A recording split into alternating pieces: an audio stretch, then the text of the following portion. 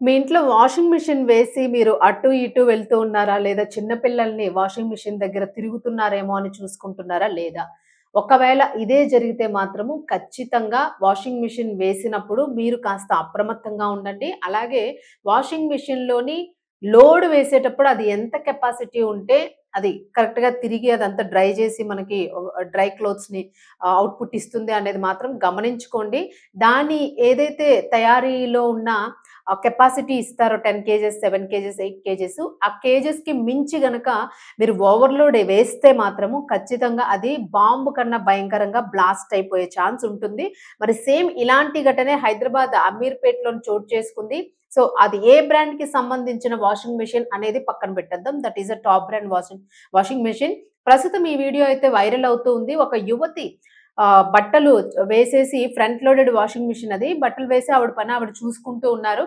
ఇది ఉన్నట్టుండిగా తిరుగుతూ, తిరుగుతూ గూడా ఒకేసారి పెద్ద శబ్దంతో బ్లాస్ట్ అయింది. మొత్తం ఆ పార్ట్స్ అన్నీ గూడాను చుట్టూతో ఎగిరిపడినియి. ఇంక మీకు బట్టల సంగతి తెలుసు ఆబ్వియస్‌లీ. అటు ఇటు ఎగిరిపోయి మొత్తం అంతా చెల్లాచెదరైపోయింది. మంటలు గూడా వచ్చినియి.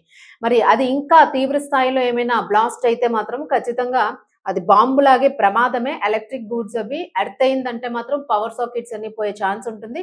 మిగిలిన ఇంట్లో ఉన్న వస్తువులకు గూడా ప్రమాదం జరిగే అవకాశం ఉంటుంది. అయితే ఇలాంటి ప్రమాదాల్లోని మనం వాషింగ్ మిషన్ వేసేటప్పుడు చాలా సార్లు తరచూ చెప్తూ ఉంటాం. చిన్న పిల్లలు తిరుగుతూ ఉంటారు అటు ఇటు కూడాను. మనం ఆడుకుంటున్నారు గదా! అని వదిలేస్తూ ఉంటాము.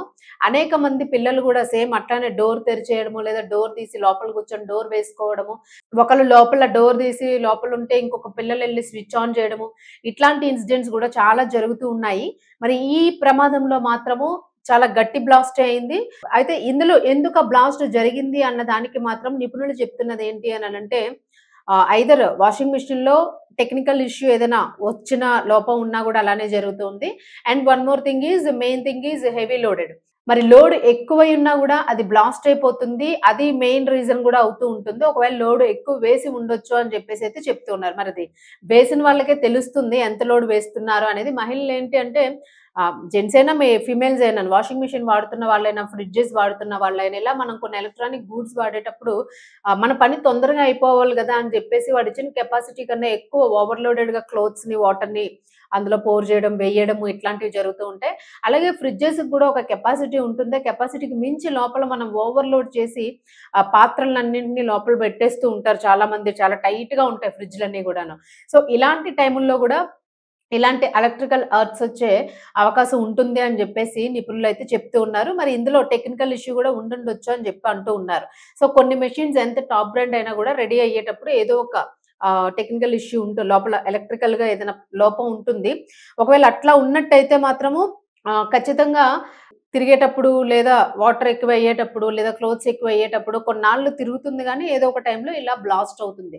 సో, దయచేసయితే పిల్లల్ని మెయిన్‌గాను తిరగనివ్వకండి. వాషింగ్ మిషన్ వేసేటప్పుడు మాత్రం పిల్లల్ని ఆ ప్రాంతంలో ఎక్కడ ఉంచకండి. అండ్ గ్యాస్ సిలిండర్స్ గూడా మన స్టవ్ ఆన్ చేస్తున్నప్పుడు గూడా ఆ కిచెన్ ఏరియాలోని ఇంచుమించుగా చిన్న పిల్లల్ని తిరగనివ్వకుండా ఉండడం మంచిది అని జెప్పేసైతే ఇక్కడ అర్థమవుతూ ఉంది.